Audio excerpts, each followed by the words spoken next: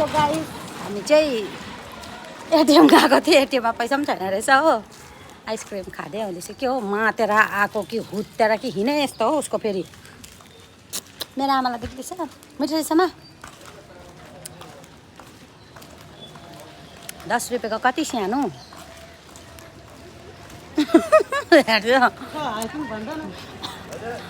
हाम्रो आपाले त 10 रुपियाँमा यत्रो ठुल्ठुलो ल्याउँछ चक्कोबाट उनीहरूले चाहिँ कहाँबाट ल्याउँछ त्यो सानो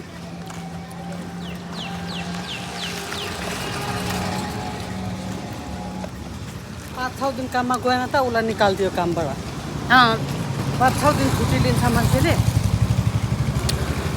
त्यसको पैसा कति काट्नु अन्त पैसा काट्दैन बरु निकालिदिन्छ खरबजा टोटोमा सो गाइस म चाहिँ अब यहाँ बेलुकाको डिनरको लागि सब्जी बनाउँदैछु र सब्जीमा चाहिँ आज हाम्रो छ गाइस मैले यहाँ चाहिँ तेल हालेँ अन्त पाँचफोरन हल्का हालेको छु तपाईँले देख्न सक्नुहुन्छ त्यसपछि मैले हालेको छु खोर्सानी र प्याज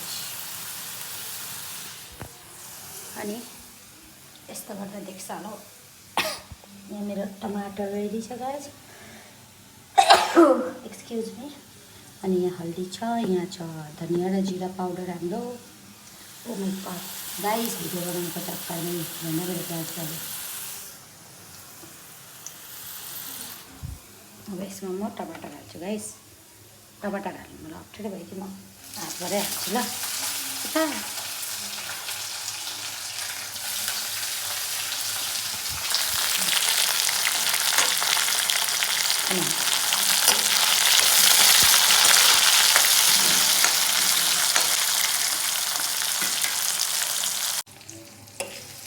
तो गाइस लेके मेरो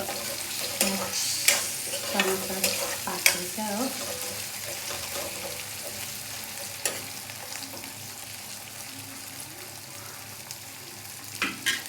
टमाटरलाई चाहिँ एकछिन गल्न दिउँ गल्नको लागि चाहिँ यसलाई पानी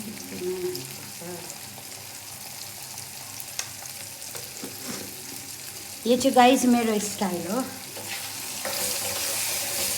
र आज चाहिँ हाम्रो सब्जीमा छ मसरुम आलु गाइस ओरिजिनल च्याउहरू त पाउँदैन हो अब डुप्लिकेटै खाँदै बस्नुपर्छ होइन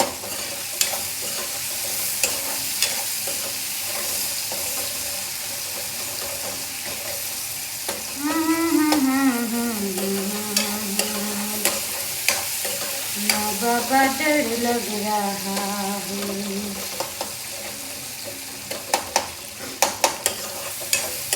मुझको गलत ना समझना मैं नहीं आशिक आवारा हो यो चाहिँ मैले गाइस मसरुम धोएर काटकुट पारेर धोएर रेडी थियो हो आमामामा कराईभन्दा बेसी छ अन्त मसरुम त हाल्यो फेरि मेरा दिल था अकेला तुम्हें अकेले चला तेरी याद में जाते रहते मजनू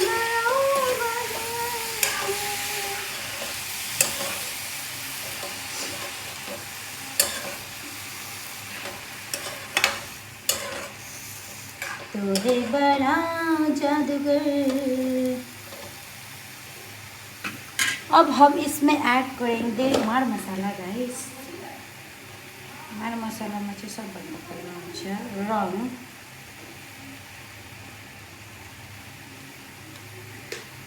यसलाई चाहिँ राति हुँदा नामले बोलाउनु हुँदैन अरे नि त त्यही भएर मैले रङ भनिदिएको अघि चाहिँ मिस्टेक भएर भनिदिइहालेँ हो र यसमा छ हाम्रो जीरा र धनियाँको पाउडर मिक्स हामी चाहिँ यसरी किनेर ल्याएर मिक्स गरेर राख्छ नि त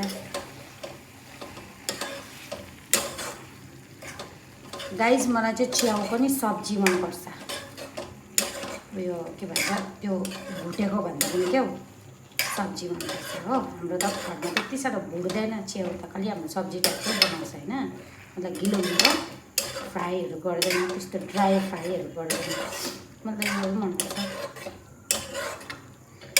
र गाइस बेलुका चाहिँ हाम्रो रोटी खान्छ हो। इफ तपाईँहरू मेरो पुरानो भ्युवर्स हुनुहुन्छ भने चाहिँ, या त रेगुलर भ्युवर्स, तपाईँहरूलाई याद छ हामी चाहिँ बेलुका रोटी खान्छु। यो सब्जी अब आटा मुस्छु म हो, अब यसलाई पाक्नु पर्यो। मेरा दिल था केला तूने खेले सा खेला, के गाना आएको मुखमा फेरि, तेरी बातों में मेरी उम्र। सो गाइस एकछिनमा भेट्छु। गाइस मेरो अनुहारमा पसिना हेर्नु न, तपाईँहरू फेरि ग्लो भनेर चाहिँ नझुक्किनु है, ग्लो होइन। र अब चाहिँ म यो छिल्का छिल्की, हाम्रो नेपालीमा चाहिँ भन्छ बोक्रा बोक्री फ्याँक्न आएको हो। मरे गरम भएर गाइस, गरम महिना आइसक्यो हो। दार्जिलिङ जाउँ भनेको पनि सपना खरानी खरानी हुने बेला भइसकिसक्यो गाइस। दार्जिलिङ लाने मान्छे आउँदैन मलाई चाहिँ नि, मलाई के गाइस पहिला चाहिँ नि दार्जिलिङ मन पर्थेन होइन, मतलब मन पर्थ्यो तर खालि घुम्नु जानु मात्रै क्या त, अब उतै गएर बस्नु सेटल हुनु त्यस्तो चाहिँ मलाई मन पर्थेन होइन। तर अहिले जस्तो खालको अब हाम्रो डुवर्समा चाहिँ अहिले जस्तो गरम हुँदैछ नि, त्यसले गर्दाखेरि चाहिँ मलाई बरु दार्जिलिङै बेस्ट लाग्छ होइन। बरु म दार्जिलिङतिरै गएर बस्छु, उतै सेटल हुन्छु भनेर त्यस्तो मनमा मेरो सोच आउँछ। तर के गर्नु, लाने मान्छेले मलाई लाँदैन, कहिले आउँछ कहिले लान्छ पनि।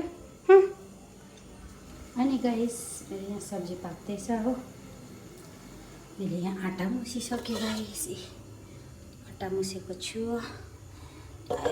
मरे गरम भएर। सो गाइस तपाईँहरूसित म एकछिनमा बेसी स्ट्रेट यो गाइस मेरो सब्जी चाहिँ यतिको भइसक्यो हो। आज चाहिँ कम्ती गयो, सब्जी चाहिँ यतिको भयो।